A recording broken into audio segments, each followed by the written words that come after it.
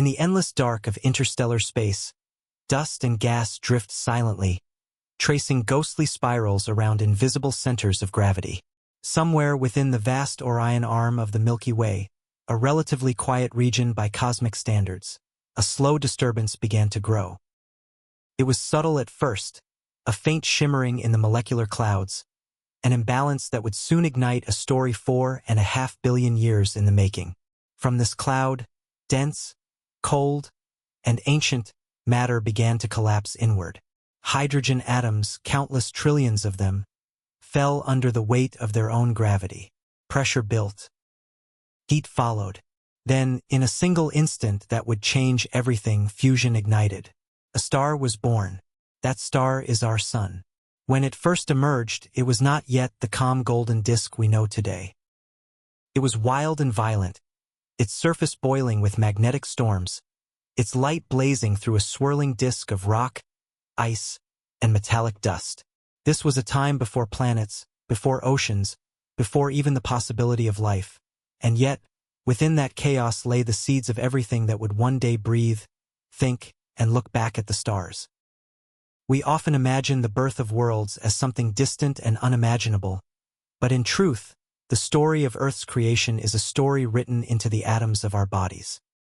The iron in our blood, the calcium in our bones, the oxygen we breathe, all forged in the hearts of ancient stars, scattered through space by supernovae, and gathered again in the spinning cradle of our solar system. But how, exactly, does a planet come to be? How does lifeless dust become a living world?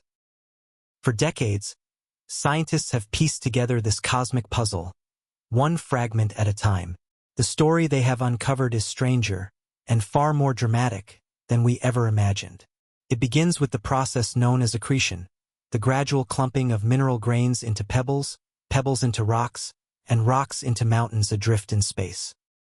These wandering bodies, early asteroids and protoplanets, collided, merged, and shattered in an endless celestial ballet. For every world that survived, countless others were destroyed. Then, about 4.5 billion years ago, something extraordinary happened. In the early solar system, two massive bodies, one roughly the size of Earth, the other about as large as Mars, found themselves locked on a collision course. When they finally met, the impact was cataclysmic. This event would melt the surface of the young Earth into oceans of magma, eject debris into orbit, and give birth to something that would forever define our sky, the moon. For centuries, humanity has looked up at that pale companion and wondered where it came from. Ancient myths saw it as a goddess, a lantern of the night, or the watchful eye of forgotten gods. But as science advanced, new questions emerged. Did the moon form beside Earth? Was it captured from deep space? Or did our planet, in some violent act, tear it from itself? Each theory had its moment. Each was challenged and eventually replaced. Only with the arrival of the space age and the first human footprints in lunar dust did we begin to uncover the real story. The samples brought back by the Apollo missions told a tale written in chemistry. The same oxygen isotopes as Earth, but a distinct lack of volatile elements, water, nitrogen, and sulfur, all burned away by unimaginable heat. The evidence pointed not to a gentle origin, but to catastrophe. The moon, it seemed, was the child of destruction. Yet that was only the beginning. The planet that emerged from this cosmic violence would endure centuries of bombardment, waves of fire and rock from space, and the slow cooling of its molten crust. From the wreckage of the collision, Earth began to take shape, a sphere of solidifying stone wrapped in a toxic atmosphere. And somewhere, amid the chaos, water appeared. Whether delivered by icy comets, ancient asteroids, or released from deep within the mantle, water transformed the surface into an ocean world. For millions of years it rained, filling the basins, carving valleys, softening the scars of creation. The first seas shimmered under a dim red sun, while lightning tore across the skies of a world still young and violent. What happened next would redefine everything we know about life itself. This is not just the story of rocks and gases, of collisions and chemistry. It is the story of transformation, of how a dead world became alive. From the first molecules of RNA struggling to copy themselves in the boiling seas, to the first cell dividing beneath the ancient tides, life began its long journey. It would survive bombardments, glaciations, and extinction, each time adapting, evolving, and pushing forward. Today, every living thing on Earth, from the smallest microbe to humanity itself, is the final product of that 4.6 billion-year journey. A chain of improbable events, linked together by time, gravity, and chance. But there is a mystery still. If so many conditions had to align for Earth to exist, could there be others, other worlds, other lives, born under similar stars, repeating the same cosmic dance? To understand that question, we must first return to where it all began. To the moment the heavens awakened, and the dust became light. Part 1. The birth of the solar system, roughly 4.6 billion years ago. The quiet corner of the Milky Way that we now call home was anything but peaceful. Within a sprawling molecular cloud, a vast, frigid expanse of hydrogen, helium, and cosmic dust, gravity began to tug, pulling material inward. Slowly, a dense knot formed, spinning faster and faster as it collapsed. The dust began to glow. At its center, pressure and temperature reached levels so extreme that nuclear fusion ignited. The hydrogen atoms fused into helium, releasing enormous bursts of energy. A star was born, our sun. But the story of the sun's birth is only the first chapter. Around it, a flattened disk of gas and dust, known as the protoplanetary disk, began to swirl. This was the raw material from which the planets, moons, and asteroids would eventually emerge. At first, the disk was nothing more than chaos. Microscopic mineral grains colliding, clumping, breaking apart, and merging again in an endless cycle. Yet out of this chaos, order began to emerge. Gravity favored the largest particles, pulling them together. Tiny pebbles grew into boulders, boulders into mountains of rock adrift in space. These were the earliest planetesimals, the seeds of future worlds. For millions of years, the young solar system was a violent arena. Countless planetesimals crashed into one another, sometimes merging, sometimes shattering into clouds of debris. The airless void rang with silent collisions, invisible but immense in scale. Computer simulations of this era reveal a fascinating paradox. If the early solar system was as chaotic as we believe, why didn't these collisions destroy everything? Why didn't gravity's game of billiards end in nothing but dust? For decades, the prevailing view was that planets grew slowly through repeated impacts, that smaller rocks merged into larger bodies over millions of years. But recent discoveries have challenged that picture. In 2019, NASA's New Horizons spacecraft flew past a distant object in the Kuiper Belt, a relic from the solar system's earliest days. The object, named Arrokoth, appeared as two lobes gently joined together, resembling a snowman adrift in the cosmic dark. What startled scientists was its shape. Smooth, undisturbed, and eerily intact. It wasn't the result of a violent collision. Instead, it appeared that two smaller bodies had orbited each other in perfect synchrony until they slowly touched, fusing gently rather than shattering. This observation gave rise to a new idea: gentle clumping. Instead of high-speed impacts, some planetesimals might have formed from slow, gravitational collapses of dense clouds of material. Like flakes of snow forming in the still air, these clouds coalesced into solid bodies over time. Through this process, the first generations of planets began to emerge. Closest to the Sun, where temperatures were extreme, rocky worlds took shape: Mercury, Venus, Earth, and Mars. Farther out, where it was colder, ices and gases condensed to form the giants: Jupiter, Saturn, Uranus, and Neptune. But in those early days, even these planets were far from stable. Their orbits shifted, their surfaces boiled, and their young moons were bombarded by debris. The entire solar system was a battlefield of fire and stone. Among the countless collisions, one would change everything. In the same orbit as the young Earth, a smaller planet, roughly the size of Mars, formed. Astronomers call it Theia, named after the mythic Titaness who gave birth to the moon. For millions of years, Earth and Theia danced around the sun, their gravitational fields pulling and tugging on each other. Their fates were inevitable. At last, the two worlds collided. The impact was apocalyptic. Theia struck Earth at an oblique angle, releasing more energy than any explosion before or since. Rock and metal vaporized. Oceans of magma spread across the planet's surface. In a matter of hours, both worlds were forever transformed. Most of Theia's core merged with Earth's, enriching it with heavy metals like iron and nickel. But a vast amount of molten debris was hurled into orbit, a halo of glowing rock encircling the planet. Within that ring, the process of accretion began again. Over time, the fragments fused, forming a new body. Our moon was born. When the moon first rose over Earth, it loomed enormous in the sky, 16 times closer than it is today. The surface glowed with volcanic heat. Tides surged hundreds of meters high across the molten seas of the young planet. But as the centuries passed, the moon drifted outward, its orbit stabilizing. The Earth-Moon system began to settle into a rhythm that would define our planet's future. From the length of our days to the stability of our axial tilt, and perhaps even the evolution of life itself. This giant impact hypothesis is now the most widely accepted explanation for the moon's formation. It fits the data. Lunar rocks share Earth's oxygen isotopes but lack volatiles like water, nitrogen, and sulfur, all burned away in the searing heat of collision. The moon's density, lower than Earth's, reflects its rocky composition and its lack of a large metal core. Theia, it seems, did not simply die in the collision. It became part of us, part of Earth, and part of the moon that watches over it. But the story doesn't end there.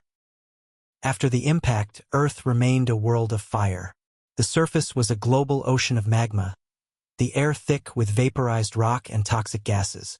Volcanoes erupted endlessly, releasing carbon dioxide, methane, and water vapor into the atmosphere.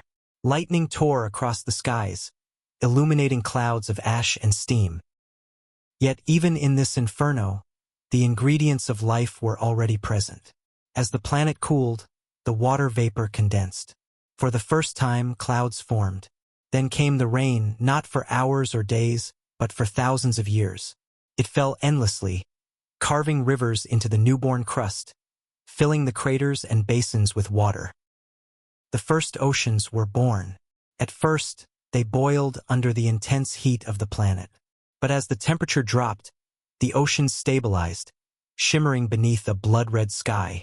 Earth had transformed from a molten wasteland into a blue world, still hostile, but full of potential. Somewhere within those ancient seas, chemistry began to stir. The story of the solar system's birth is not one of random chance, but of balance, a dance between destruction and creation. Every collision, every fragment, every flicker of heat played its part.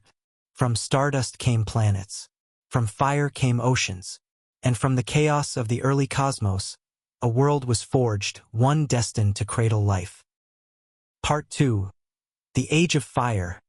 The Hadean Earth, the young Earth, was a world of fire.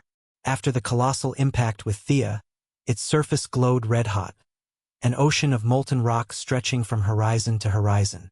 No land, no ocean, no air that could be breathed. Only a haze of volcanic vapor rising from the magma below. This period, known as the Hadean Aeon, takes its name from Hades, the Greek god of the underworld. And indeed, this was a planet that could have been mistaken for hell itself. Lightning cracked through a dense, poisonous atmosphere of carbon dioxide, carbon monoxide, sulfur dioxide, nitrogen, and water vapor. Meteors rained down daily, striking with the force of atomic bombs. The surface churned with rivers of lava. The night sky glowed with incandescent dust. Yet beneath the violence, something remarkable was happening.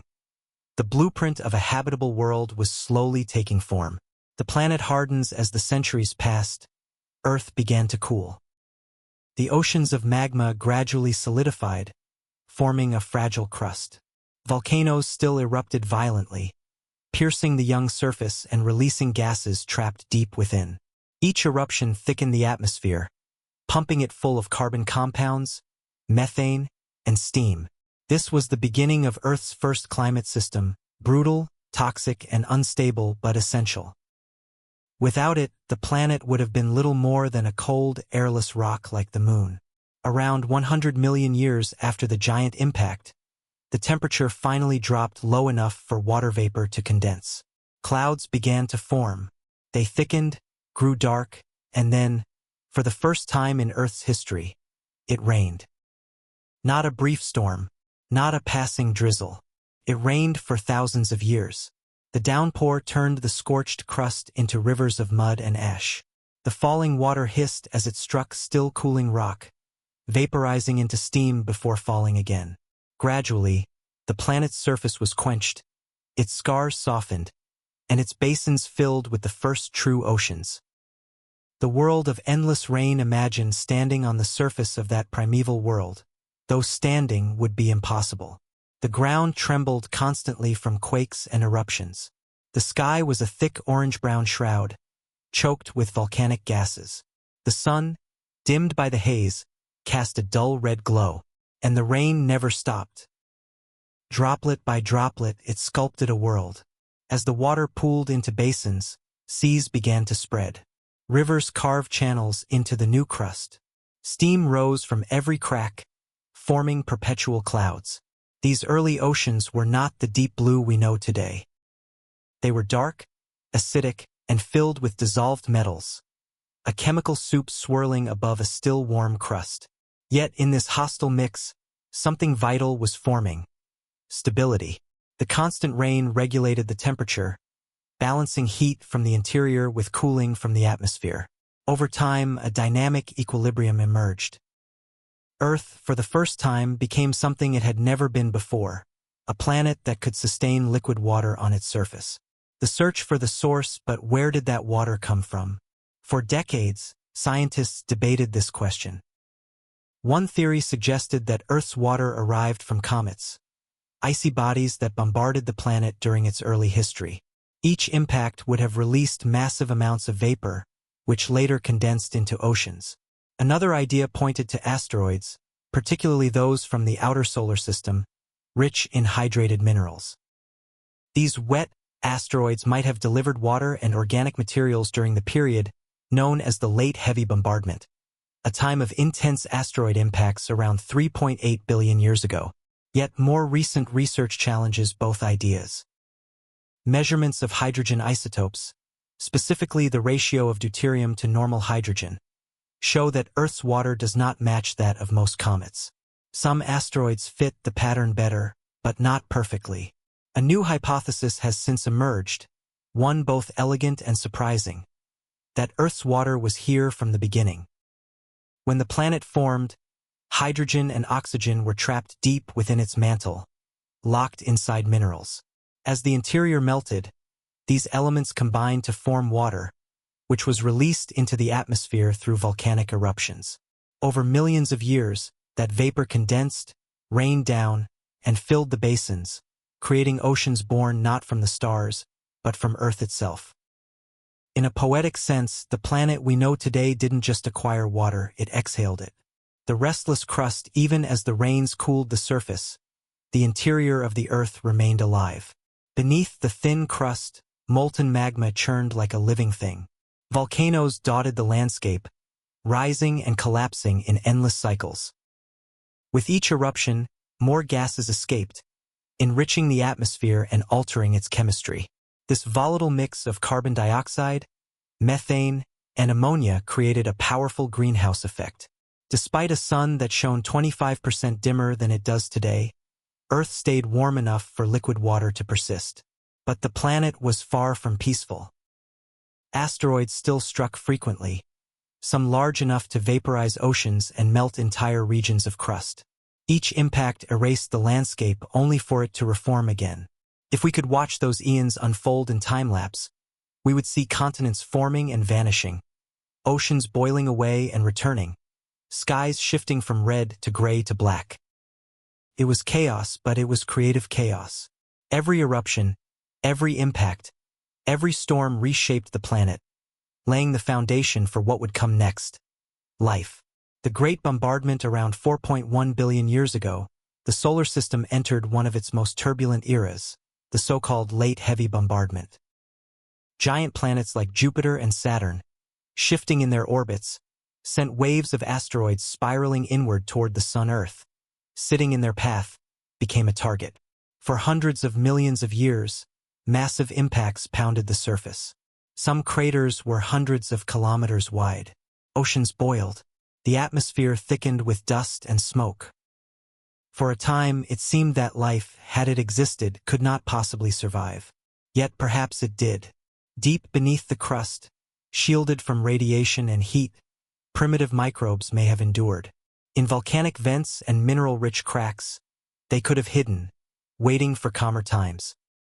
Whether the late heavy bombardment was as catastrophic as once believed remains uncertain. New evidence suggests it may not have been a single event, but a gradual decline in impacts. Regardless, it shaped the young Earth in profound ways, delivering metals, reshuffling continents, and possibly influencing the very chemistry that would spark the first living cells. The end of fire. By the close of the Hadean Eon, roughly 4 billion years ago, the planet had changed beyond recognition. The magma oceans had cooled into solid crust. Volcanoes still erupted, but the intervals between them grew longer. The air, though still toxic, was stabilizing. Most importantly, Earth had water, vast, shimmering seas that covered nearly its entire surface. When the clouds finally parted, the young sun rose over a world of endless ocean.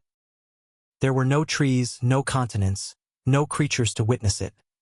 Only the whisper of wind across steaming waves, and the faint reflection of a moon still glowing with volcanic fire. The age of fire was ending, and in its wake, a new era was dawning, one that would see the first stirrings of life. Part 3. The first oceans and the origins of life. The rains had finally stopped.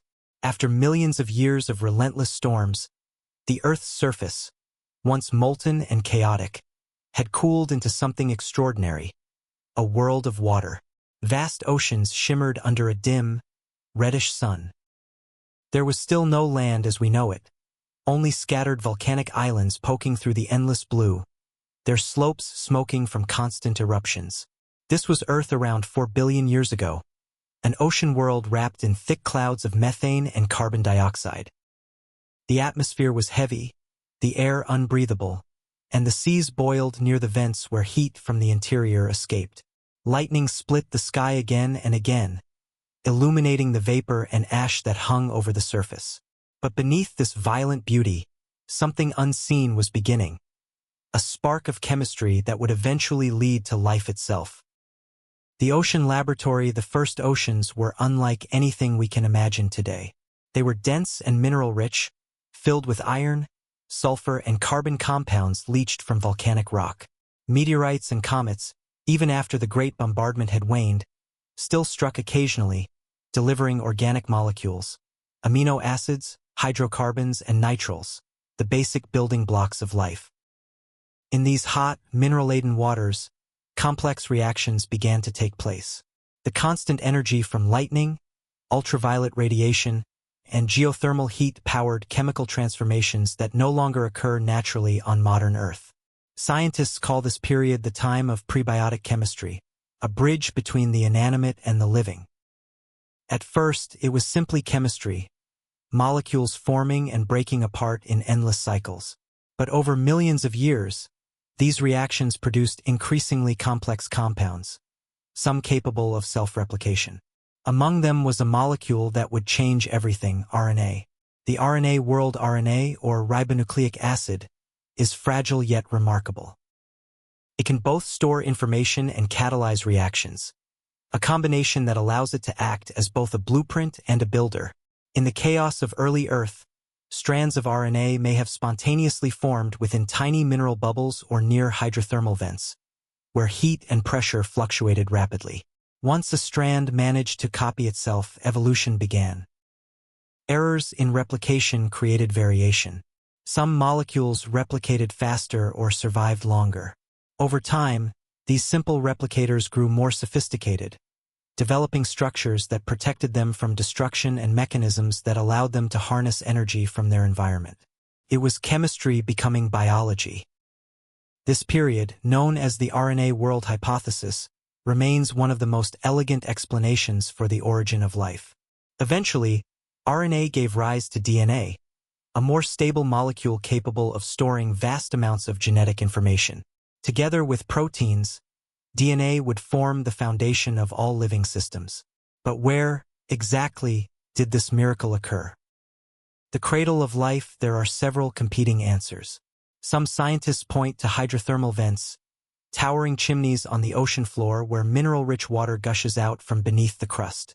These vents create natural energy gradients with hot, chemical-laden fluids meeting cold seawater. In this environment, minerals like iron sulfide can catalyze the reactions needed to form organic molecules. Others suggest that life began in shallow tidal pools or volcanic ponds on the surface, where repeated cycles of wetting and drying concentrated molecules and allowed them to bond. Each day, evaporation and rain would reset the experiment, slowly refining the chemistry towards something self-sustaining. There's even the theory of panspermia, that life's first seeds came not from Earth at all, but from elsewhere in the cosmos, carried here on comets or meteorites. We know that some amino acids and nucleobases can survive the harshness of space and impact, so the idea, while controversial, cannot be dismissed outright. Whichever path nature took, by 3.8 to 4.0 billion years ago, something had undeniably changed. The planet was no longer lifeless. The first cells, the earliest true organisms, were prokaryotes, single-celled microbes lacking nuclei or complex structures. They were microscopic but astonishingly resilient. Inside their thin membranes, strands of DNA floated freely, surrounded by the machinery that allowed them to metabolize, grow, and reproduce. These tiny pioneers thrived in environments that would be deadly to anything living today. Boiling vents, acidic pools, even beneath layers of rock. They extracted energy not from sunlight, but from the chemicals around them, sulfur, iron, and methane. In the beginning, Earth's oceans were anoxic, completely devoid of oxygen. Life learned to survive through chemosynthesis, using chemical reactions rather than photosynthesis to generate energy.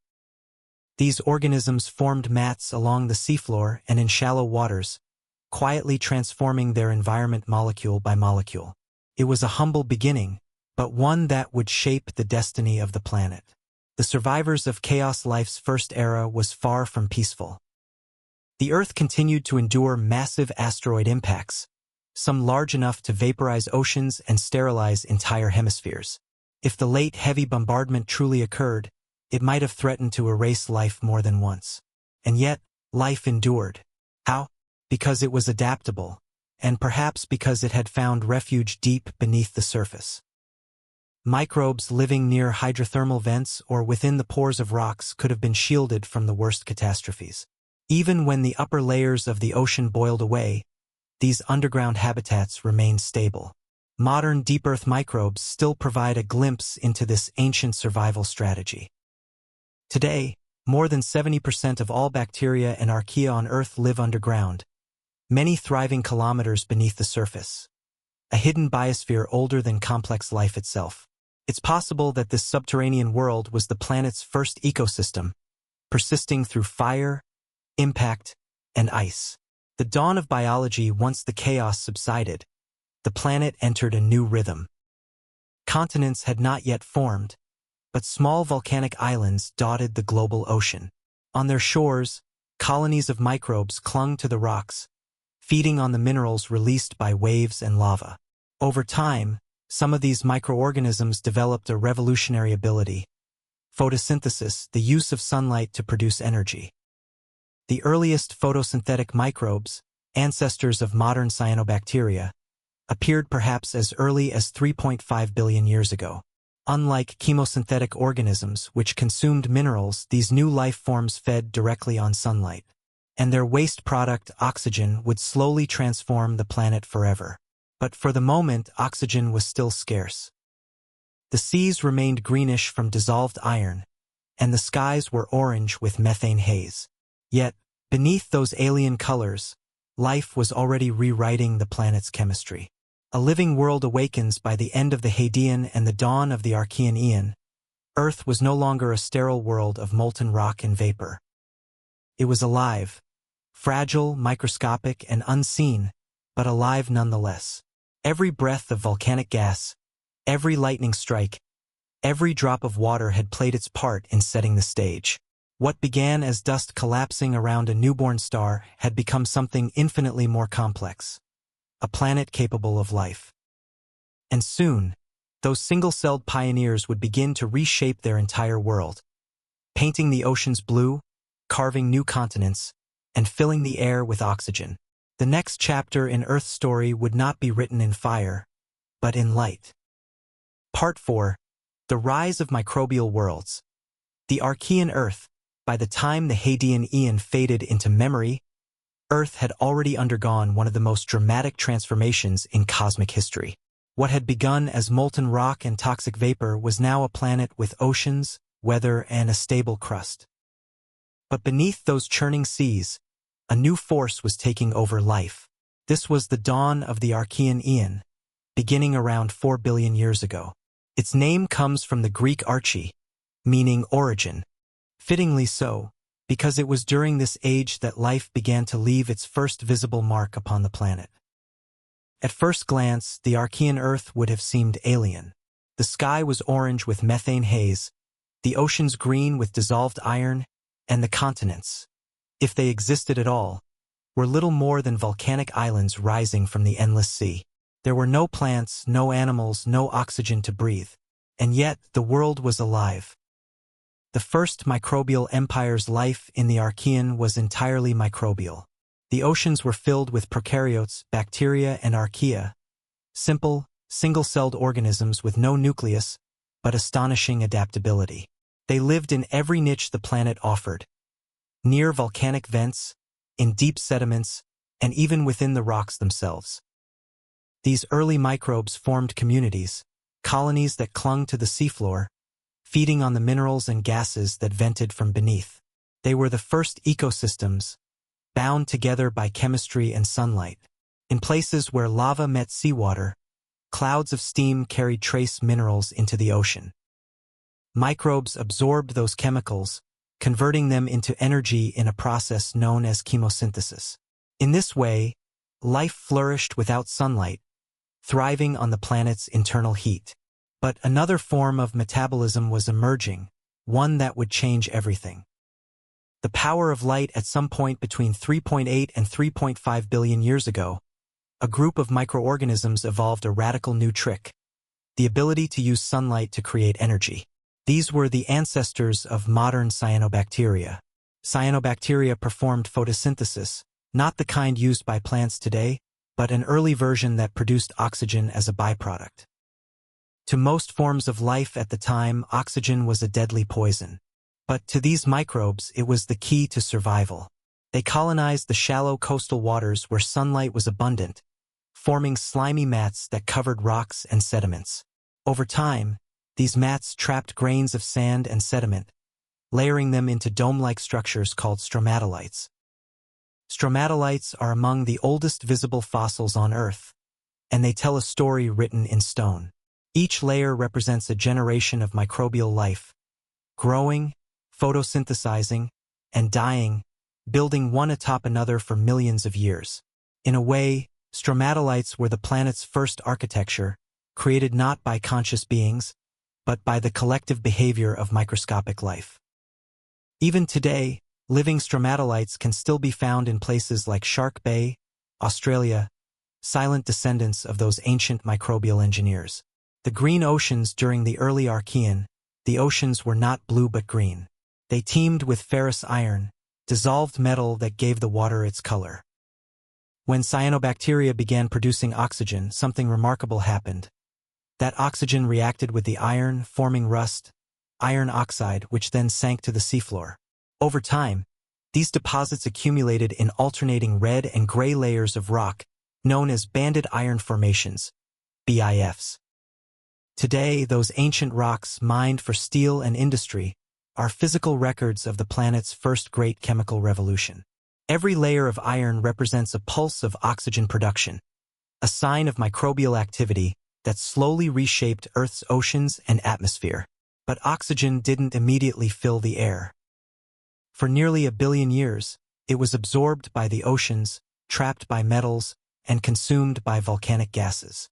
Only when the sinks were full could oxygen begin to escape into the sky. The birth of continents while life was transforming the chemistry of the seas, geological forces were sculpting the planet itself. During the Archean, the Earth's crust thickened as magma cooled and solidified. Chains of volcanic islands, formed from erupting lava, collided and fused, creating the first small landmasses. These primitive continents were known as cratons, and they became the foundations of today's continental plates. The earliest known continental fragments, such as the Kopval in South Africa and the Pilbara in Western Australia, still bear traces of those ancient times. Their rocks preserve not only the fingerprints of the first microbes, but also the scars of Earth's earliest tectonic movements.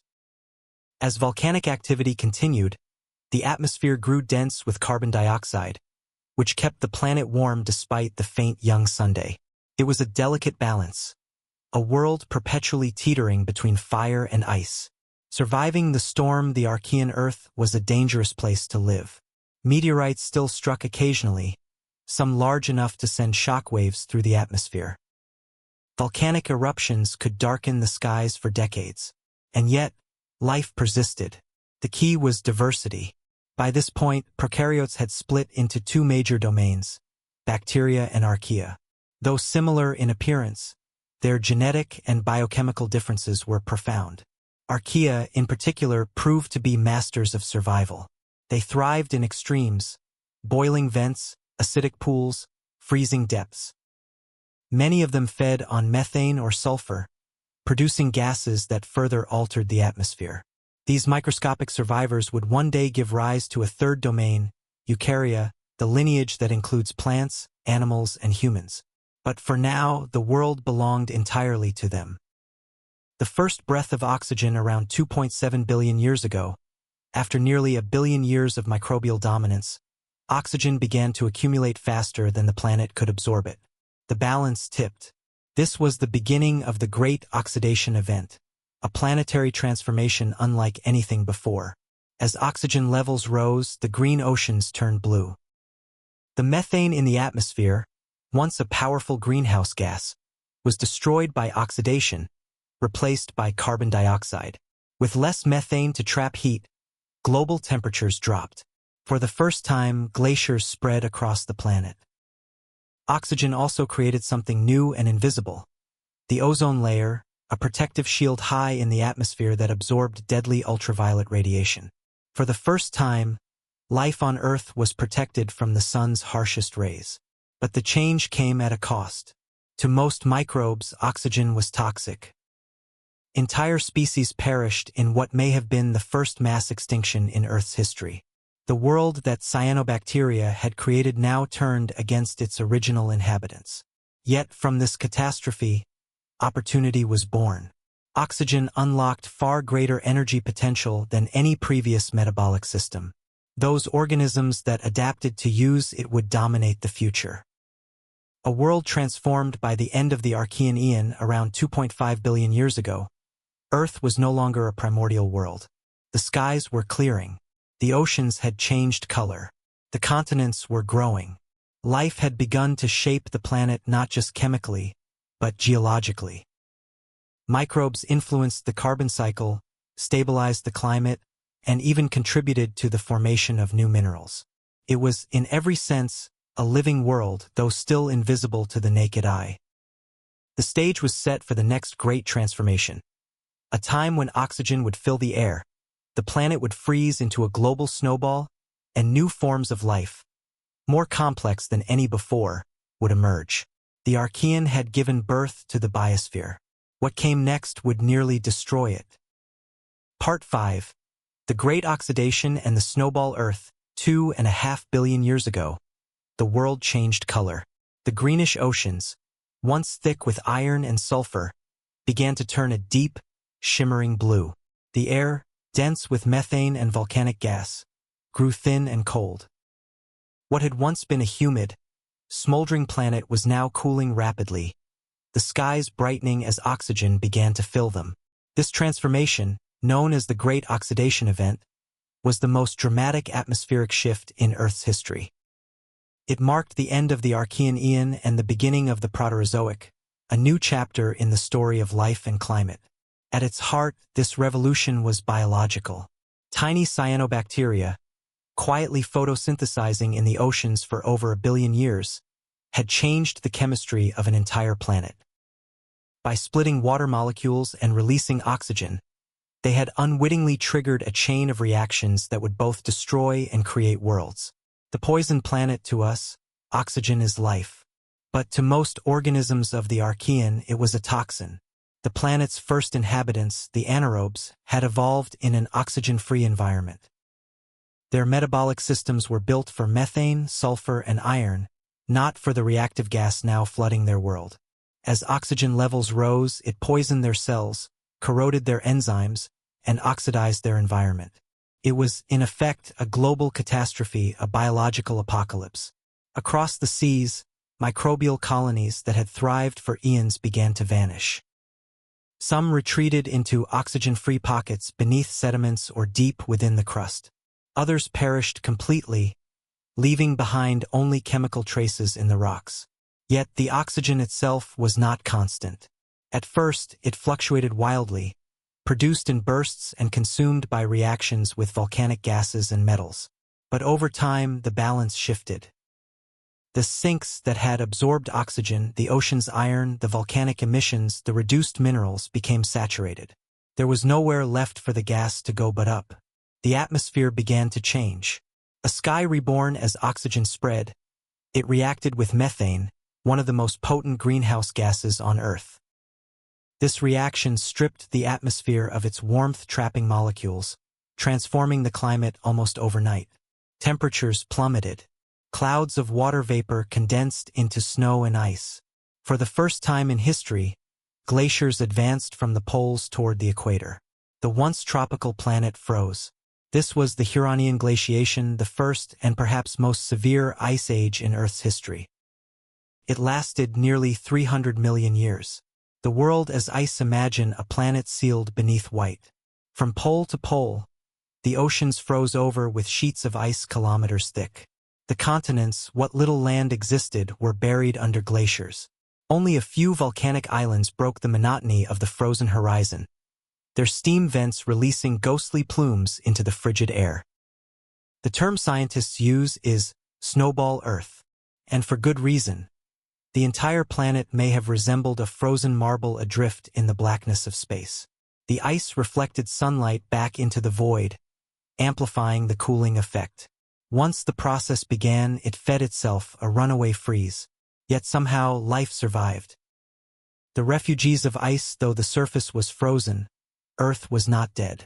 Beneath the ice sheets, the oceans remained liquid, kept warm by heat from the planet's core. Around hydrothermal vents and volcanic fields, ecosystems of microbes continued to thrive, feeding on chemical energy rather than sunlight. Some scientists believe that these environments acted as refugia, safe havens where life endured the long winter. Others suggest that microscopic organisms might have lived in cryoconite holes, small melt pockets within the ice where dust and volcanic ash absorbed sunlight. Even today, similar microbial communities survive in Antarctica and beneath Greenland's glaciers, echoing those ancient survivors. When the ice finally melted, those same life forms would reemerge, ready to repopulate a reborn world. Volcanoes against the ice, but how did the planet escape its frozen state? For millions of years, volcanic eruptions continued beneath the ice, releasing carbon dioxide into the atmosphere. Normally, this CO2 would be absorbed by rainfall and weathering, but with the ocean sealed, that process stopped. The gas accumulated, building an invisible blanket around the planet. Eventually, the greenhouse effect became so intense that the ice began to melt. When it did, the transition was violent. The melting glaciers released vast floods that carved valleys and reshaped coastlines. The trapped heat turned the atmosphere into steam. Temperatures soared, swinging from global deep freeze to tropical inferno in mere centuries. It was a planetary reboot, a reset of climate, chemistry, and life. The oxygen revolution. As the ice receded, oxygen surged again. By 2.2 billion years ago, the planet's atmosphere contained enough of it to form an ozone layer, a protective shield high above the Earth that absorbed deadly ultraviolet radiation from the sun. For the first time, the surface became safe for life to expand beyond the ocean depths. This new world was still barren to the naked eye, but its chemistry had changed fundamentally. The once reducing atmosphere was now oxidizing. The minerals that formed were new, and the colors of the Earth itself shifted, from black basalt and green iron to red and brown rust. With oxygen came complexity. The rise of oxygen metabolism allowed for far greater energy efficiency than the old anaerobic processes. It paved the way for a new kind of life, larger, more intricate, and capable of cooperation between cells. The age of microbes was not over, but evolution was about to take its next great leap. The first eukaryotes somewhere between 2.0 and 1.8 billion years ago, a new type of cell appeared, the eukaryote. Unlike their prokaryotic ancestors, eukaryotes had an internal structure, a nucleus to store DNA, and specialized organelles to perform different functions. Most crucially, they contained mitochondria, tiny power plants that generated energy through oxygen respiration. How these complex cells evolved remains one of biology's most astonishing stories. The leading theory, called endosymbiosis, suggests that eukaryotes began when one cell engulfed another, not as prey, but as a partner. The smaller cell, likely a bacterium, provided energy. The larger one offered protection. Over time, they became inseparable, merging into a single organism. This ancient alliance changed everything. The energy efficiency of mitochondria allowed cells to grow larger, store more DNA, and develop specialized functions. From these humble beginnings would eventually arise the kingdoms of plants, fungi, and animals. After the freeze by 1.8 billion years ago, the ice had long melted, and the planet had settled into relative stability. The air was breathable for those that could use oxygen, and the oceans teemed with microbial life. Continents continued to grow, merging into the first supercontinents like Columbia, also called Nuna. Red soils spread across the land, colored by the oxidation of iron. For nearly 1 billion years, Earth entered a period of calm, a long, uneventful stretch known as the boring billion. But beneath that apparent stillness, evolution was quietly at work, refining the blueprints of complex life. The planet that had once frozen solid was now ready for its next transformation, one that would fill the seas with strange, multicellular creatures and, eventually, the first animals. Part 6. The Boring Billion and the Rise of Complex Cells. For nearly 1 billion years, the planet rested. After the chaos of ice and fire, of oxidation and extinction, Earth entered a period of long stillness, an age that geologists somewhat ironically call the Boring Billion. Between 1.8 and 0.8 billion years ago, no massive ice ages swept the globe. No cataclysmic impacts scarred the surface. The continents drifted slowly, and the atmosphere remained relatively stable. On the surface, it seemed as though evolution had fallen asleep. But in truth, the Boring Billion was anything but dull. It was the quiet laboratory in which complexity began to take shape. The calm after the storm. By this time, Earth's environment had reached a fragile equilibrium. Oxygen levels in the atmosphere hovered at just a few % of what we breathe today, enough to sustain new kinds of life, but not enough to fuel rapid evolution. The oceans were layered, with a thin surface zone rich in oxygen and sunlight, and deep waters still suffused with sulfur and iron.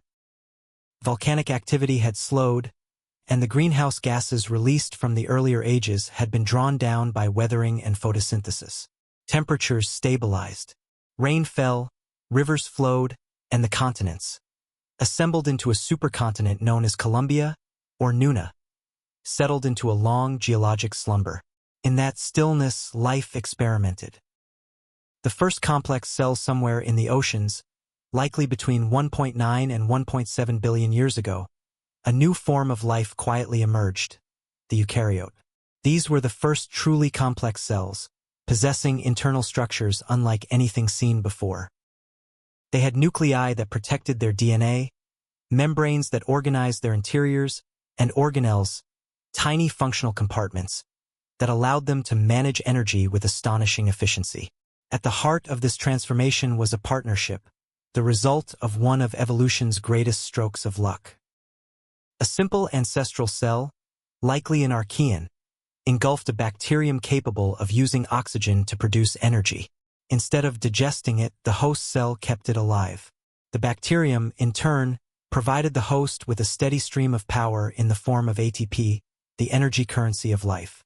Over time, the two became inseparable. The bacterium evolved into the mitochondrion, the powerhouse of modern cells. This event, called endosymbiosis, was more than a biological milestone. It was an energetic revolution.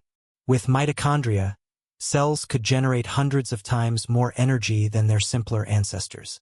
And with energy came possibility. Larger size, more DNA, and new functions. From this one partnership, the door to multicellular life opened. The quiet diversity, though small and microscopic, eukaryotic life began to diversify. Fossils from this era, called acritarchs, reveal an astonishing variety of shapes, spheres, spikes, and star-like forms, each representing a different lineage of early algae or protozoa. They floated through the oceans like drifting pollen, absorbing sunlight or feeding on bacteria. Some developed flexible membranes that allowed them to engulf food particles, a process known as phagocytosis. Others evolved rigid walls for protection. One of the oldest known examples, Grippania spiralis, was not even single-celled. It formed long, ribbon-like structures, possibly colonies, stretching several centimeters in length. For the first time, life could be seen without a microscope. This slow experimentation marked the beginning of multicellularity, not yet animals or plants, but the first attempts at cooperation between cells. The red planet beneath our feet geologically, Earth, was also changing. The presence of oxygen in the atmosphere caused minerals in the crust to oxidize, turning soils red with rust. These ancient red beds still color the landscapes of modern Africa, Australia, and Canada, a lasting signature of Earth's slow transformation. Meanwhile, weathering and erosion carried nutrients from the continents into the oceans, feeding microbial life and sustaining global photosynthesis.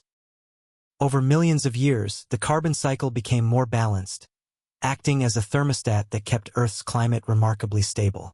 This stability may be the reason the boring billion lasted so long, and why life had the time it needed to become more complex. The dawn of sex, another revolution, occurred during this time, one not visible in the rocks but written in our DNA, the evolution of sexual reproduction. Before this, most organisms reproduced asexually, dividing in two, creating identical copies. It was efficient but limited. Mutations could accumulate slowly, and adaptation was sluggish. Sex changed everything. By mixing genetic material from two parents, it created endless variation. Evolution could now explore countless combinations of traits, accelerating the pace of innovation. The earliest evidence of sexual reproduction comes from fossilized red algae called Bangiomorpha pubescens, discovered in rocks from northern Canada dating back about 1.2 billion years. These tiny, filamentous organisms show structures resembling modern reproductive cells, male and female gametes, making them the oldest known sexually reproducing life on Earth. With sex came diversity, competition, and the first hints of evolutionary arms races. Life was beginning to play by new rules. The green and the red around the same time, the first algae began to appear. These photosynthetic eukaryotes, both red and green varieties, were the ancestors of all future plants. They filled the sunlit shallows of the oceans, forming a thin green film over rocks and sediments. By drawing down carbon dioxide and releasing oxygen, they subtly adjusted the planet's atmosphere once again. The red algae, rhodophytes, and green algae, chlorophytes, represent two ancient evolutionary experiments in capturing light. Each lineage developed unique pigments to absorb different wavelengths of sunlight, diversifying into a dazzling array of microscopic forms. While primitive, these organisms paved the way for the evolution of complex multicellular plants hundreds of millions of years later. Beneath the surface, though the atmosphere was now oxygen-rich compared to the Archean, the deep oceans remained largely anoxic, deprived of oxygen and rich in sulfides. This layered structure prevented nutrients from cycling efficiently, limiting the spread of complex life. At the surface, cyanobacteria and algae photosynthesized. In the depths, sulfur-eating bacteria dominated. Between them lay a chemical barrier that defined the ecology of the boring billion.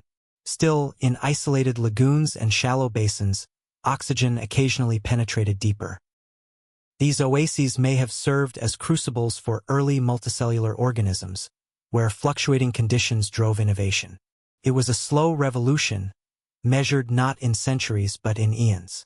The illusion of stillness when we call this era boring. It's because we see no grand catastrophes or dramatic fossils. But to nature, this was a time of profound preparation. Within the cells of simple algae and protists, new molecular machinery was evolving: communication systems, developmental pathways, genetic regulation, the invisible tools that would later make animals possible. Evolution was laying the groundwork for complexity, patiently refining the toolkit of life. And then, at the close of the Proterozoic's long stillness, something stirred. The supercontinent breaks around 800 million years ago. The great supercontinent Columbia finally began to split apart. New oceans opened. Volcanoes erupted. Nutrients, long locked within the land, flooded into the seas. The result was an explosion of productivity. Algae bloomed, oxygen rose once more, and with it came climate instability. Within a few million years, Earth would plunge into another series of global ice ages. Colder, more severe, and more transformative than any before. The Age of Quiet was over. From this frozen chaos would emerge creatures unlike anything the planet had ever seen. The first animals, the first ecosystems, and the first hints of consciousness stirring in the cosmic dark. Part 7. The Cryogenian. Earth's deep freeze and the rebirth of life. The Age of Quiet ended in ice. Around 720 million years ago, the Earth plunged once more into cold, far colder than the Huronian glaciation 2 billion years before. This time, the freeze was deeper, the snow thicker, and the ice more relentless. It covered continents, locked the oceans, and turned the blue planet white. This was the Cryogenian period, named from the Greek kryos, meaning cold. For nearly 100 million years, our world became a frozen marble drifting through space. Yet paradoxically, it was in this age of deathly stillness that life was reborn. The snowball Earth returns. The trigger, scientists believe, was continental drift. As the supercontinent Rodinia began to fracture, its once central landmasses drifted toward the equator. The newly exposed rocks, rich in silicate minerals, absorbed carbon dioxide from the atmosphere through weathering. This gradual drawdown of greenhouse gases cooled the planet. Volcanic activity increased too, sending up ash that reflected sunlight, deepening the chill.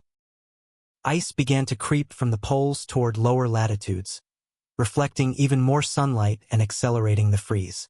A runaway process began. The more the planet cooled, the more ice formed. The more ice formed, the more heat was reflected away.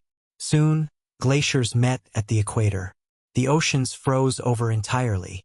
The Earth became a snowball once again. The white world imagined standing on Rodinia during this time. The sky would be a pale gray, the air thin and biting. Winds would howl across endless plains of ice. The sun, dim and distant, would glint weakly off a world sealed in white. The oceans, buried beneath kilometers of ice, were silent and still. To the naked eye, it might have seemed that life had been extinguished. But deep beneath the ice, it endured. Hydrothermal vents still poured heat into the ocean, creating pockets of liquid water rich in chemicals. In these hidden refuges, microbial communities clung to existence. Archaea, bacteria, and algae surviving by chemosynthesis. Some scientists propose that thin zones of open water, cryoconite holes or cracks in the equatorial ice, allowed a trace of sunlight to reach the ocean's surface. Here, photosynthetic organisms could have persisted, forming miniature ecosystems at the edge of survival. The world was not dead. It was only waiting. The Great Thaw for tens of millions of years. Volcanic eruptions continued beneath the frozen surface. Each eruption released carbon dioxide into the atmosphere, but with the oceans sealed and weathering halted, there was no mechanism to remove it. Slowly, the gas accumulated. At first, the effect was negligible. But as the greenhouse gases thickened, the planet's balance tipped once again. After perhaps 50 million years of deep freeze, the change came suddenly. Temperatures rose. The ice began to melt. Sunlight absorbed by the dark ocean accelerated the warming. In geological terms, it was instantaneous, a planetary thaw. The results were cataclysmic. As glaciers retreated, they released torrents of meltwater that flooded across continents. The newly exposed land eroded rapidly, washing sediments and nutrients into the seas. Carbon dioxide levels soared to hundreds of times modern concentrations, creating a hothouse climate that swung from freezing to scorching in less than 1,000 years. It was one of the most extreme climatic transitions in Earth's history. The aftermath in the wake of the melt, the oceans turned strange colors, milky from calcium carbonate precipitating out of oversaturated seawater. Thick deposits of cap carbonates, found today in Namibia, Australia, and China, are the geological fingerprints of this dramatic warming. The chemistry of the oceans changed profoundly. Oxygen levels spiked again, fertilized by the nutrient-rich runoff from the land. Photosynthetic organisms exploded in number, painting the seas with new shades of green. And in this surge of energy and oxygen, evolution accelerated. The Ediacaran dawn as the ice retreated, the Cryogenian gave way to the Ediacaran period, beginning around 635 million years ago. It was as if the planet had taken a deep breath after eons of silence. In shallow seas and coastal lagoons, life blossomed into unfamiliar forms. For the first time in Earth's history, multicellular organisms began to dominate. They were soft-bodied, fragile, and unlike anything alive today. Leaf-like fronds anchored to the seafloor, quilted discs that drifted in the current, and flattened ovals that glided across the sediment. These creatures, collectively known as the Ediacaran biota, were among the planet's first large, complex organisms. Some may have been early animals, others colonies of microbes or entirely separate evolutionary experiments. They left behind impressions in sandstone, silent ghosts of a world awakening. Energy and innovation. Why did multicellular life emerge now, after billions of years of microbial dominance? The answer lies in energy and opportunity. The Cryogenian's dramatic swings had reset the planet's chemistry. With the thaw came abundant oxygen and nutrients, allowing organisms to grow larger and more complex. The genetic machinery for multicellularity already existed, honed quietly during the boring billion. Now, environmental pressure and newfound abundance unlocked its potential. Cells began to specialize, some for movement, others for feeding or reproduction. Colonies became coordinated. Communication evolved. This was the beginning of differentiation, the foundation upon which all future life, plants, animals, even humans, would be built. The Ediacaran ecosystems, though the Ediacaran creatures seem alien, they formed the first ecosystems recognizable to us. There were producers, photosynthetic algae and microbes, consumers, soft-bodied animals or proto-animals that grazed upon mats of bacteria, and decomposers that recycled nutrients back into the environment. The seafloor teemed with activity, though silent and slow. Some organisms, like Dickinsonia, may have moved across the sediment in search of food. Others, like Charniodiscus, grew tall to capture light or nutrients. Each species carved out a niche, interlocking into the first webs of interdependence, a delicate choreography of life that would later give rise to the Cambrian explosion. The lessons of the ice, the Cryogenian, and its aftermath offer a profound paradox. From the brink of extinction came diversification. From cold death came warm rebirth. The cycles of freeze and thaw, of catastrophe and renewal, were not interruptions to life's progress. They were the engines of it. Each crisis reshaped the planet, altering chemistry, geography, and opportunity. Life adapted, evolved, and emerged stronger. Without the snowball Earth, there might never have been complex organisms at all. The calm before the Cambrian. By 550 million years ago, the world had warmed into stability again. Oxygen levels had risen to near-modern levels, and the oceans shimmered with microbial mats, algae, and ediacaran forms drifting in the currents. But a tension was building beneath the surface. Predation was beginning, the first instances of one organism feeding on another. Shells, skeletons, and defensive structures were evolving. Communication between cells became more sophisticated, development more precise. Life was preparing for its most explosive experiment yet. The next act in Earth's story would not be a quiet unfolding. It would be an eruption, a biological Big Bang that would fill the seas with eyes, teeth, claws, and color. The age of ice had ended. The age of animals was about to begin. Part 8. The Cambrian Explosion.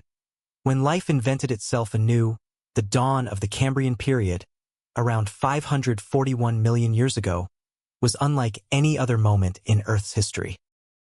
After billions of years dominated by microbes and soft-bodied organisms, life suddenly, almost explosively, diversified. In what seemed like an instant on the geologic timescale, the oceans filled with creatures possessing eyes, skeletons, shells, legs, claws, and teeth. Predators hunted prey for the first time. Ecosystems complexified. Evolution accelerated beyond anything the planet had ever seen.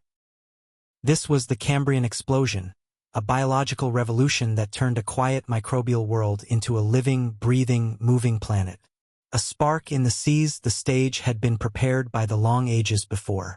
The ediacaran world had built the tools, multicellularity, communication between cells, simple body plans. The cryogenian had provided the oxygen and nutrients. Now, at the start of the Cambrian, everything came together. Oxygen concentrations rose to around 20% of modern levels, enough to sustain energy-demanding metabolisms and movement.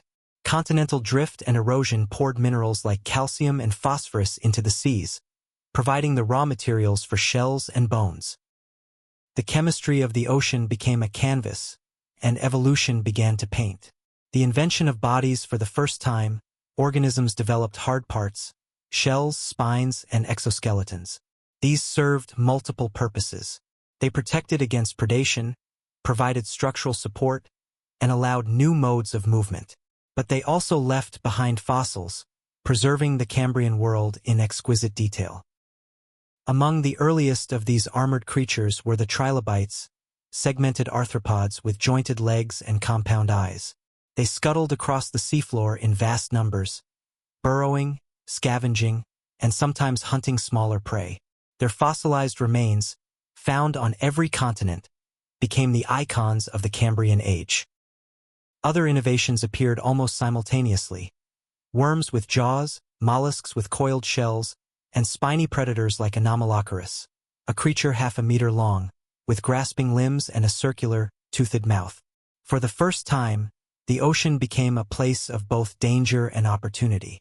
Life had invented competition. Eyes that see. One of the most profound evolutionary breakthroughs of this period was vision.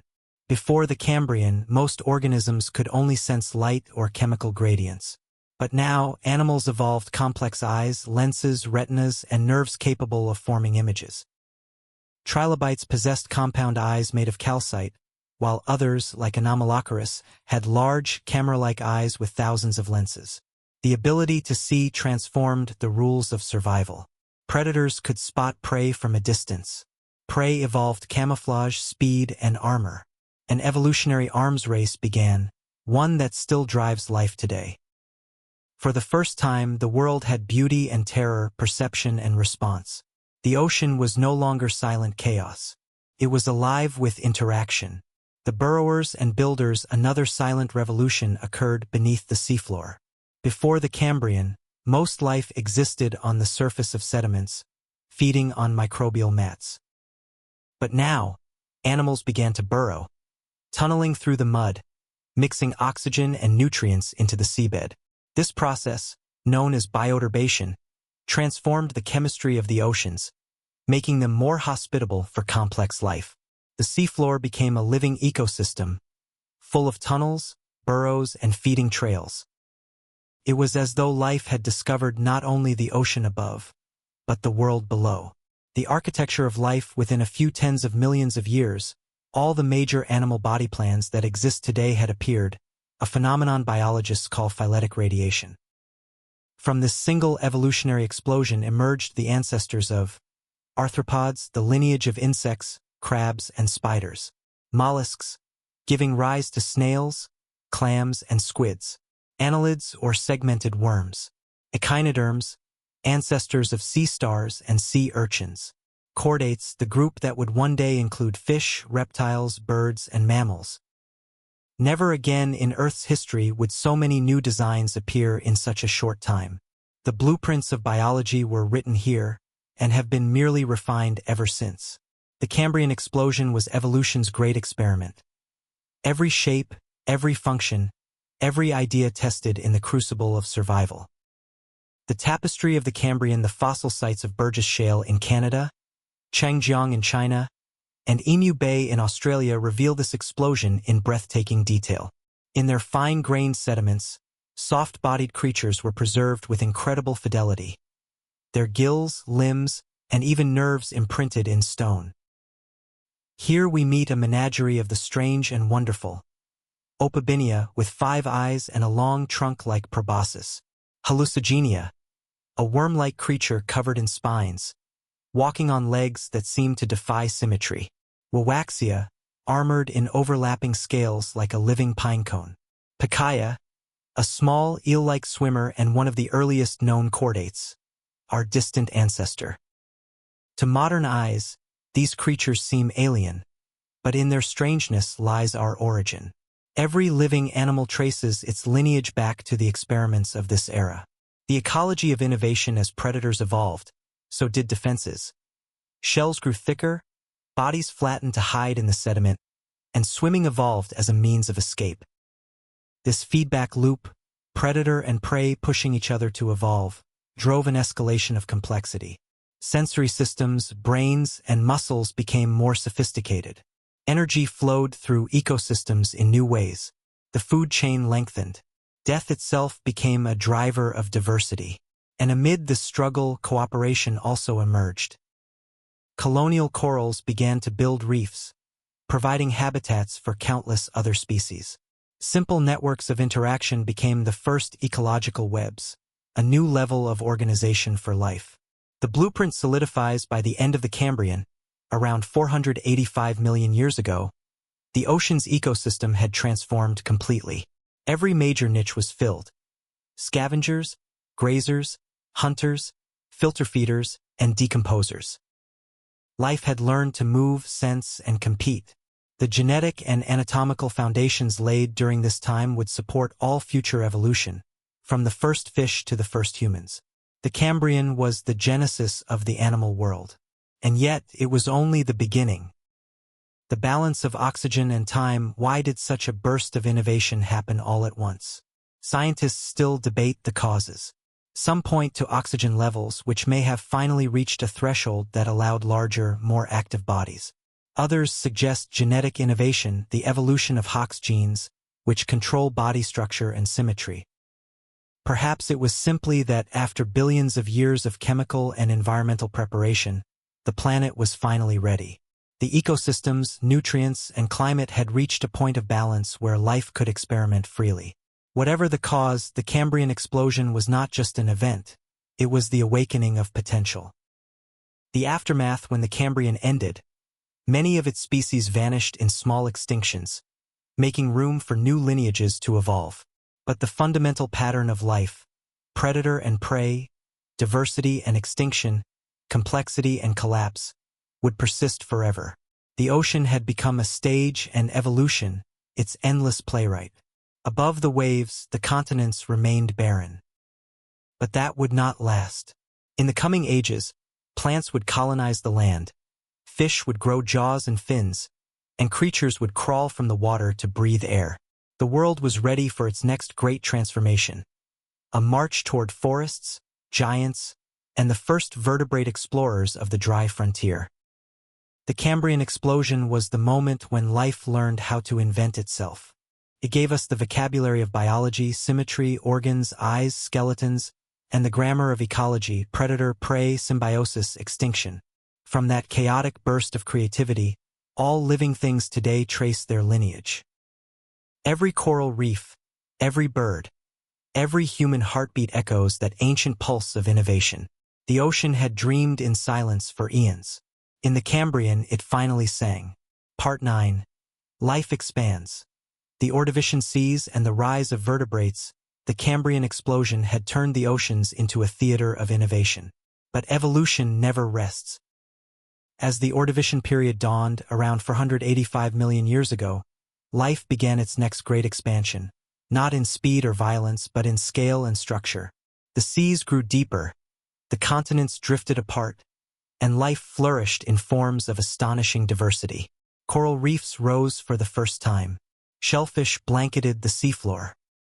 The first fish, small, jawless, armored pioneers, appeared and began a lineage that would one day give rise to all vertebrates.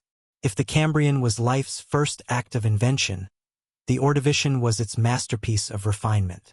The ocean planet during the Ordovician, the world was largely ocean.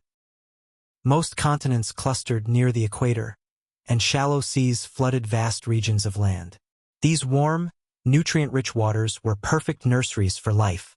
Sunlight penetrated deep into the seas, fueling photosynthetic plankton, the invisible foundation of the food web. Trillions of microscopic organisms absorbed sunlight and carbon dioxide, producing oxygen and feeding an ever-growing ecosystem of grazers, filter feeders, and predators. The Earth's rotation was slower, its days shorter, and the moon much closer, pulling at the tides.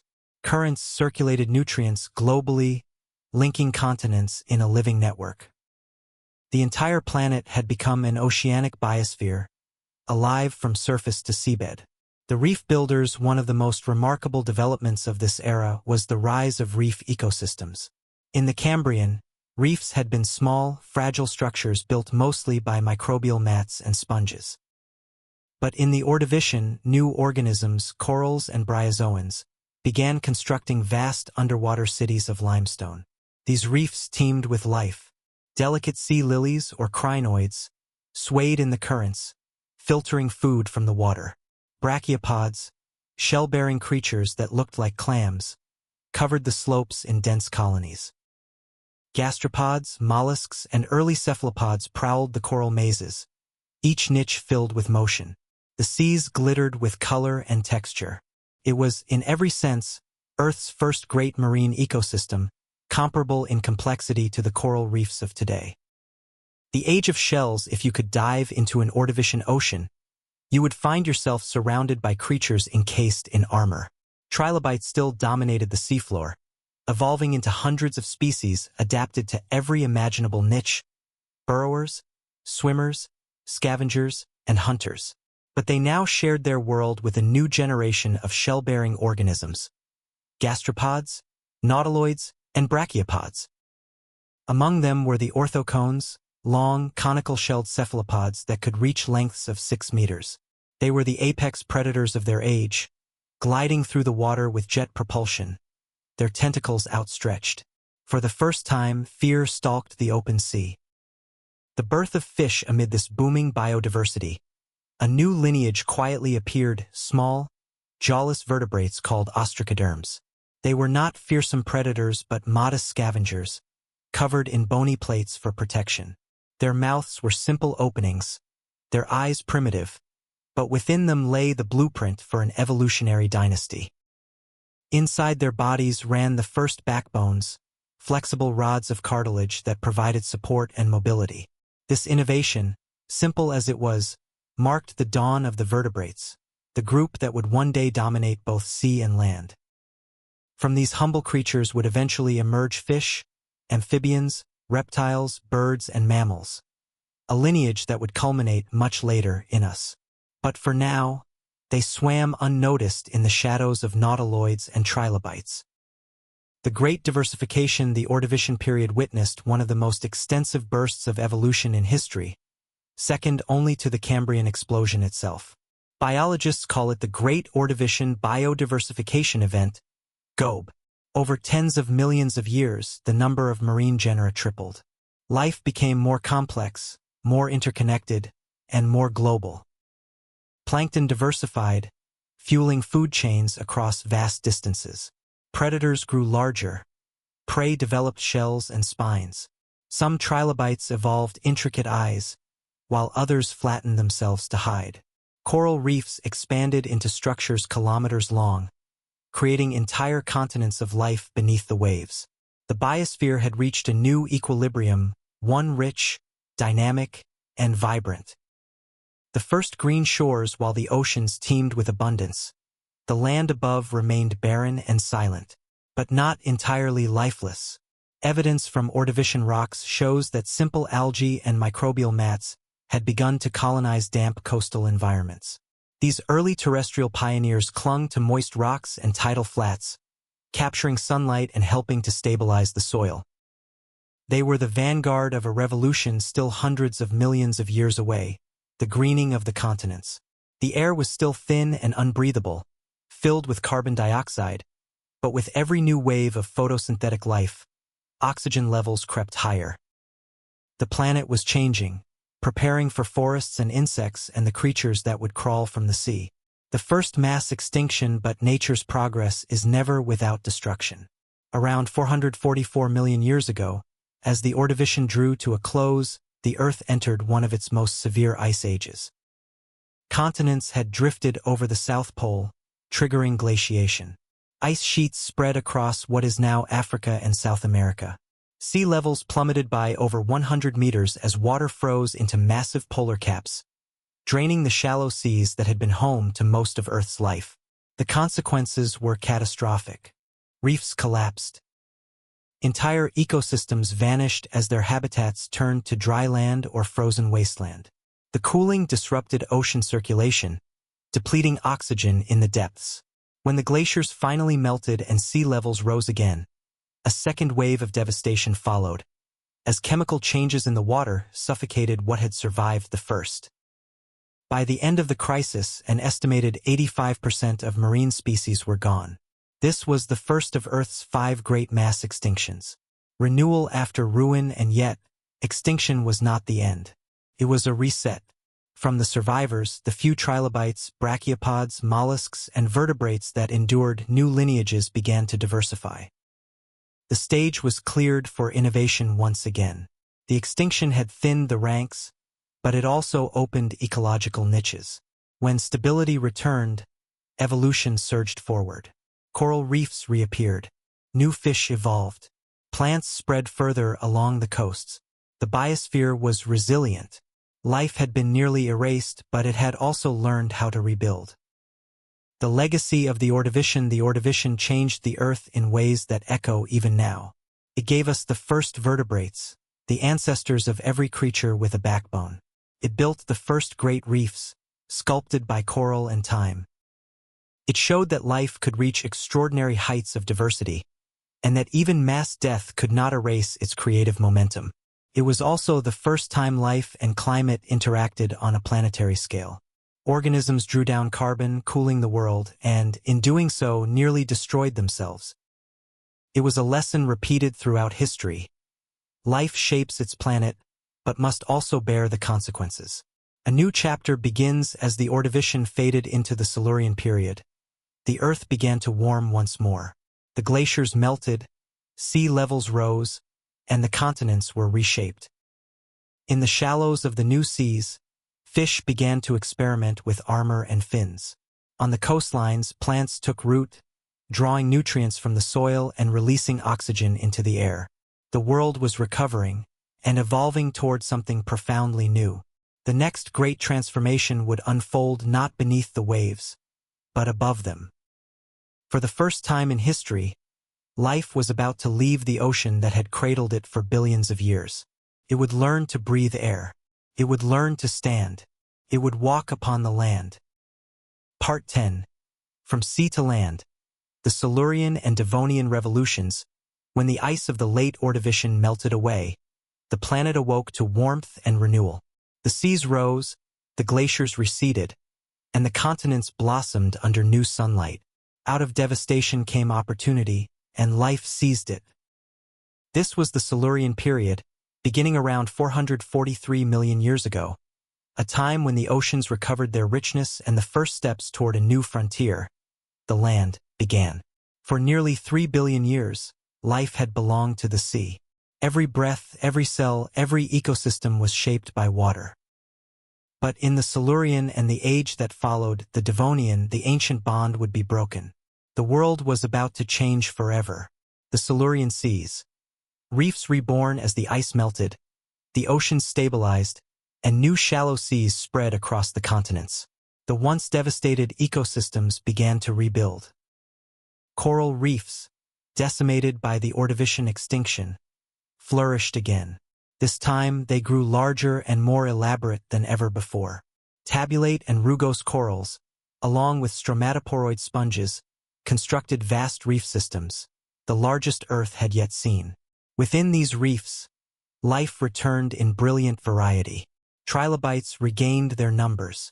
Brachiopods covered the seabed, filtering nutrients from the water. Crinoids swayed gently in the currents. And above them, something new and powerful glided through the blue. Fish. The age of fish begins. The first vertebrates, small, jawless creatures from the Ordovician, evolved rapidly in this renewed ocean world. In the Silurian, some of these fish developed a revolutionary adaptation: jaws. The earliest jawed fish, or gnathostomes, likely evolved from modifications of the front gill arches. What began as a structure for breathing became a tool for grasping and biting. With this single innovation, the rules of life changed. Jaws unlocked a new energy economy. Animals could now bite, tear, and chew. They could become true predators. By the Devonian period, roughly 419 million years ago, the oceans were ruled by an astonishing variety of fish. Placoderms, heavily armored giants like Dunkleistus, with massive bony plates and crushing jaws, capable of shearing through anything in their path. Acanthodians, the so-called spiny sharks, swift and agile swimmers. Cartilaginous fish, ancestors of modern sharks and rays, already honing their streamlined designs. And lobe-finned fish, with strong, muscular fins that hinted at something extraordinary to come. The Devonian is often called the Age of Fish, and rightly so. The seas were alive with movement, predation, and innovation. But the story of the Devonian was not only aquatic. It was the story of departure. The green invasion while predators ruled the water, a quieter revolution unfolded above the waves. For the first time in Earth's history, plants began to conquer the land. The earliest terrestrial life was humble, mats of algae and fungi clinging to damp rocks near the coast. But by the Middle Silurian, around 430 million years ago, true land plants had appeared. Small, branching stalks no more than a few centimeters tall, with simple vascular systems to transport water and nutrients. Among them were Cooksonia and Rhynia, the pioneers of greenery. They had no leaves, no roots, and no flowers, but they possessed something more powerful: the ability to draw energy from sunlight on dry ground. Gradually, these pioneers spread inland. Their roots stabilized the soil, reducing erosion.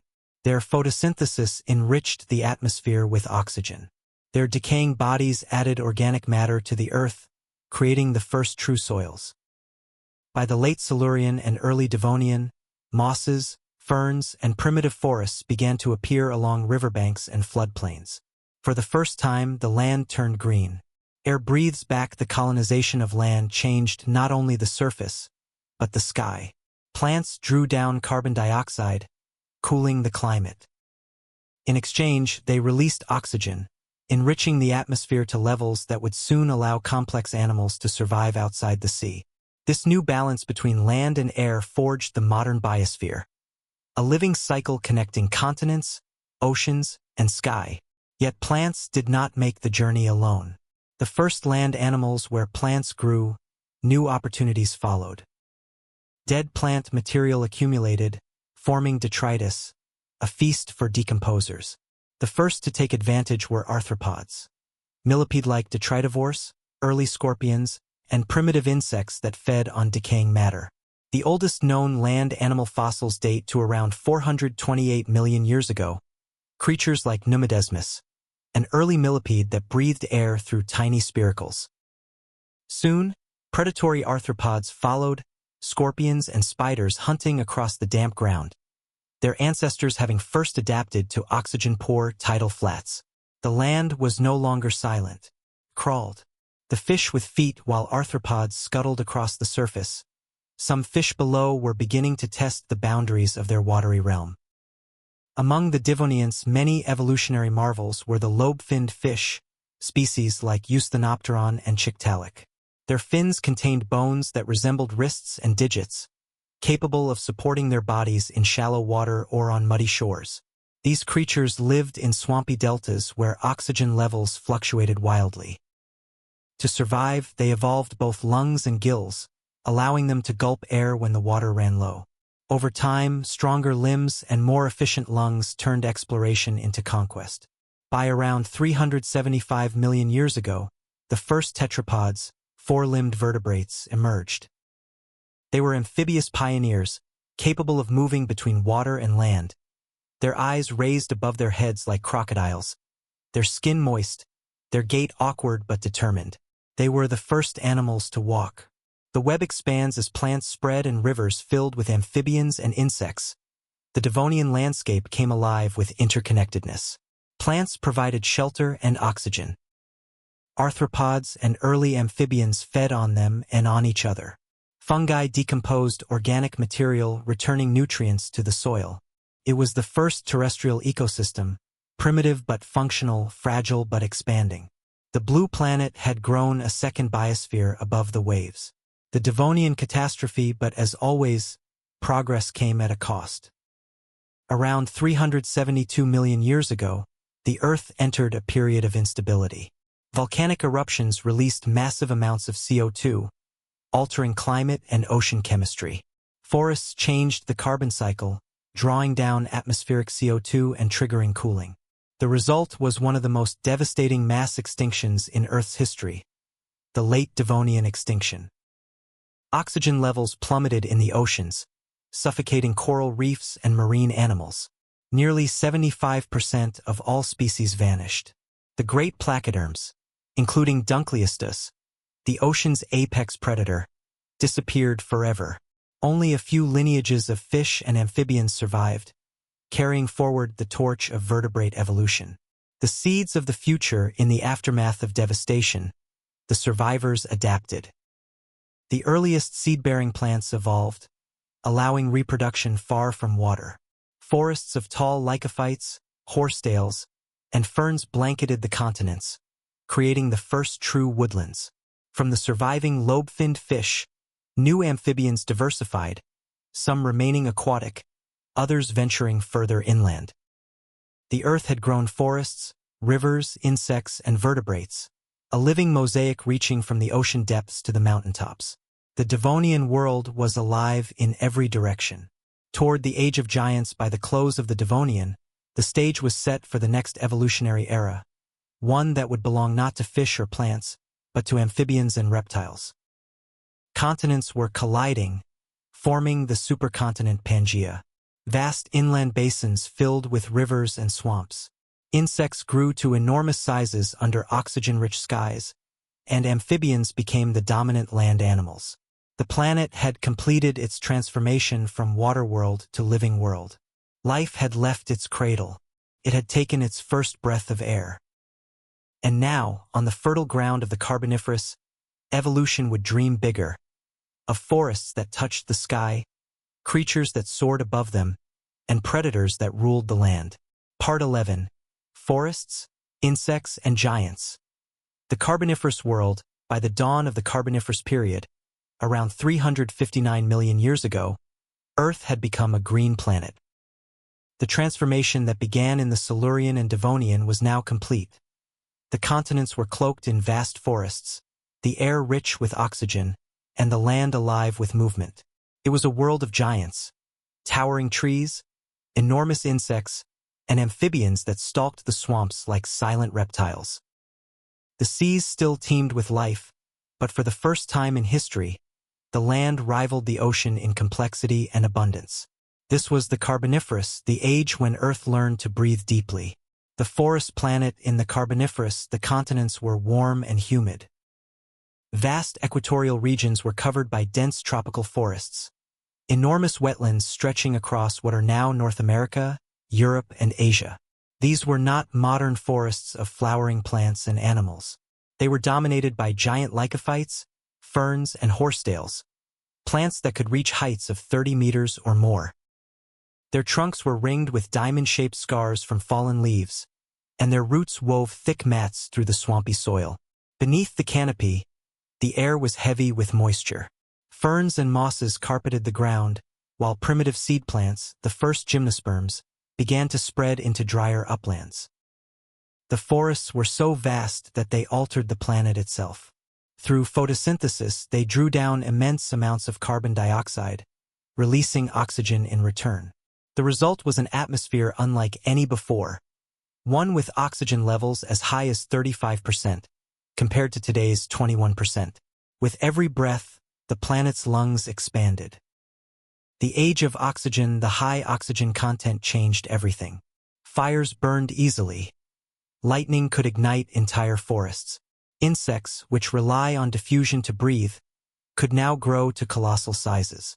Dragonflies with wingspans of nearly a meter meganeura soared through the humid skies. Millipedes over 2 meters long crawled through the undergrowth. Scorpions the size of cats hunted among the roots. It was an alien Earth, familiar yet otherworldly. Every surface pulsed with life, every breath thick with oxygen and the scent of decay. The Carboniferous was a time of exuberance, when biology pushed the limits of size and structure. Amphibian monarchs beneath the trees, the amphibians, descendants of the Devonian pioneers, ruled the wetlands. They ranged from small, salamander-like creatures to massive predators like Eriops and Proterogeronus, with powerful jaws and sharp teeth. Some hunted fish in the rivers. Others patrolled the muddy banks, lying in wait for insects and smaller amphibians. But amphibians had a weakness. Their eggs still needed water. Despite their dominance, they remained bound to the swamps and lakes. The land was theirs, but only partially. The next step in evolution would belong to those who could free themselves from water entirely. The invention of the egg sometime during the late Carboniferous, a remarkable adaptation appeared. The amniotic egg. Encased in a protective shell and filled with its own nutrient supply, it allowed embryos to develop on dry land without drying out. This innovation gave rise to a new lineage, the amniotes, ancestors of reptiles, birds, and mammals. While amphibians still dominated the wetlands, these early reptiles began exploring drier environments. The forest edges, uplands, and plains. Their skin, covered in scales, prevented water loss. Their lungs were more efficient, and their eggs, self-contained worlds, liberated them from the tyranny of the pond. Evolution had invented independence.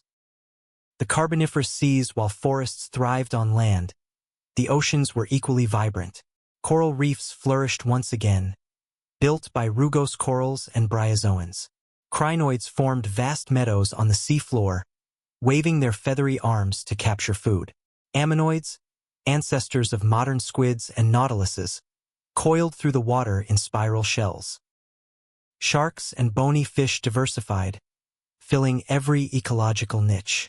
Some, like Helicoprion, developed bizarre spiral jaws, while others evolved crushing teeth to feast on shellfish. In shallow lagoons, the first coal-forming peat swamps extended beneath the sea, where fallen trees and decayed plant matter accumulated.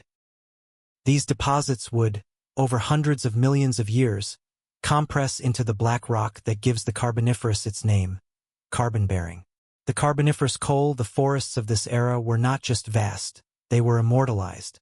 As plants died and fell into swampy waters, they were buried under layers of sediment. In these oxygen-poor conditions, decay slowed, and organic matter accumulated. Over time, heat and pressure transformed it into coal. These immense coal beds, found today across Europe, North America, and Asia, record the breadth of those ancient forests.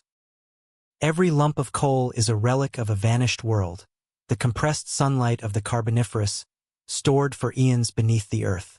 The web of life, the Carboniferous biosphere, was an intricate network of interdependence. Plants shaped the air and soil. Fungi and bacteria decomposed their remains. Insects pollinated and consumed the vegetation. Amphibians and reptiles fed on the insects, and fish and sharks patrolled the rivers and deltas. It was the first time in history that the planet's ecosystems had achieved global balance. And yet, that balance was fragile. Collapse of the green world toward the end of the Carboniferous around 305 million years ago, the Earth began to change once again. As the continents drifted together to form the supercontinent Pangaea, climates shifted. The once tropical wetlands dried up, and the great coal forests began to collapse. Atmospheric oxygen declined, reducing the giant insects to smaller forms. Amphibians, tied to water, retreated, but the new reptiles, tough, adaptable, and air-breathing, flourished. They spread across the dry interior of Pangaea, colonizing deserts, savannas, and highlands. The torch of dominance was passing from amphibians to reptiles. The dawn of reptiles. These early reptiles were small and agile, but diverse. Some, like Hylonomus, lived among fallen logs in the forest. Others developed into predators, scavengers, or insect eaters. Two distinct lineages emerged. Synapsids, with a single skull opening behind the eye, the ancestors of mammals. Sauropsids, with two openings, the ancestors of modern reptiles and birds. This split marked one of evolution's most important divergences. From it would descend all terrestrial vertebrates that followed. The Carboniferous had built the stage. Now new players were ready to take it. A new atmosphere, a new era. As forests waned and oxygen levels fell, Earth's climate cooled. The southern supercontinent Gondwana slipped toward the pole, initiating another ice age. The swampy lowlands froze, the tropical forests retreated, and the lush age of insects and ferns faded into the past. But evolution had already prepared the successors. The reptiles that emerged from the Carboniferous would evolve into the giants of the Permian and later into the dynasties of the dinosaurs. The amphibians, once rulers of the land, became relics of an earlier age, survivors in the shadows of swamps and forests. The Carboniferous world had taught life how to build forests, breathe air, and walk on land. It had also given it a new kind of resilience, the ability to adapt to change. The next era would demand that resilience, for it would bring the most intense trials yet. The age of green giants and dragonflies had ended. The age of teeth, claws, and deserts was about to begin. Part 12. The Permian Triumph and Tragedy of the Great Reptiles. The Carboniferous forests had breathed life into the sky, but by the time the Permian period began, around 299 million years ago, the green swamps were fading. The continents had collided to form a single colossal landmass. Pangaea, a supercontinent stretching from pole to pole, surrounded by the vast ocean Panthalassa. The world was changing. Its air drier, its seasons harsher, its forests shrinking. Yet within this crucible of extremes, life found new ways to thrive. It was the age of the great reptiles, and the stage of one of Earth's most magnificent triumphs, followed by its darkest catastrophe. The world of Pangaea. Pangaea was a land of contrasts. Its coasts teemed with coral reefs and marine life, but its immense interior, thousands of kilometers from the sea, was dry and desolate. Rain rarely reached the inland plains. Deserts spread like rust across the continents, broken only by scattered oases and rivers. Yet even in this harsh environment, new ecosystems emerged. Conifers, seed ferns, and ginkgos replaced the giant lycophyte forests of the Carboniferous. These plants, adapted to dry conditions, grew deep roots and thick leaves, capable of surviving the droughts of Pangaea's continental heart. The world was no longer a swamp. It was a mosaic of deserts, woodlands, and savannas, and across these landscapes crawled, slithered, and thundered the first true land empires. The rise of the reptiles, descendants of the amphibian survivors of the Carboniferous, now took command. Their eggs could survive dry air. Their scales protected against water loss. Their lungs and circulatory systems were more efficient, allowing them to live in environments where amphibians could not. In the early Permian, the most dominant creatures were synapsids, the lineage that would one day give rise to mammals. These mammal-like reptiles evolved into a bewildering array of forms, from sleek carnivores to hulking herbivores. Among them was Dimetrodon, the most iconic predator of its time. Dimetrodon and the age of synapsids. Dimetrodon was no dinosaur. It lived over 60 million years before the first dinosaur appeared. Yet it looked every bit the part of a prehistoric monster. A 4-meter-long body, powerful jaws filled with serrated teeth, and a great sail-like fin rising from its back. That sail, formed from elongated vertebral spines, may have helped regulate its body temperature, absorbing heat in the morning and releasing it at night. It was a symbol of innovation, of adaptation to a world that demanded resilience. Dimetrodon hunted amphibians, reptiles, and anything else that moved through the Permian swamps. It was the apex predator of its day, an early ruler in the long lineage that would one day lead to warm-blooded mammals. But not all synapsids were hunters. The giant herbivores sharing the Permian landscape were the edifisaurs, large, sail-backed plant-eaters that grazed on tough vegetation. Their barrel-shaped bodies housed massive digestive systems to break down fibrous plants. Later came the dicynodonts, squat, tusked herbivores with beak-like mouths and powerful limbs. They were distant cousins of mammals and among the most successful animals of their age, spreading across Pangaea's continents. These creatures formed the backbone of complex ecosystems, grazers, scavengers, and predators locked in a delicate balance of survival. For nearly 50 million years, the synapsids dominated the earth, shaping the land as the trilobites had once ruled the sea. The ocean kingdoms, while reptiles and synapsids ruled the land, the oceans remained equally alive. Ammonites and nautiloids floated through the deep, their spiral shells glinting in the light. Brachiopods and crinoids covered the seafloor, while sharks and bony fish prowled above them. The coral reefs of the Permian were immense, stretching hundreds of kilometers along tropical coasts. Sponges, algae, and early mollusks wove together intricate underwater cities that shimmered with life. The earth seemed vibrant and full, a thriving biosphere stretching from desert dunes to coral reefs. But beneath the surface, the planet's foundations were shifting.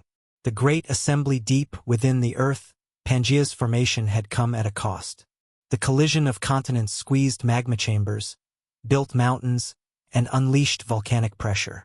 Massive fissures in the crust opened across Siberia and China, venting gases and ash.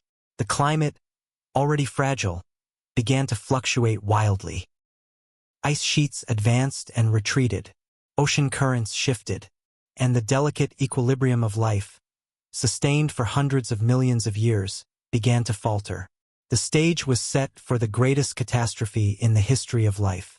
The Great Dying around 252 million years ago, as the Permian drew to its end, disaster struck.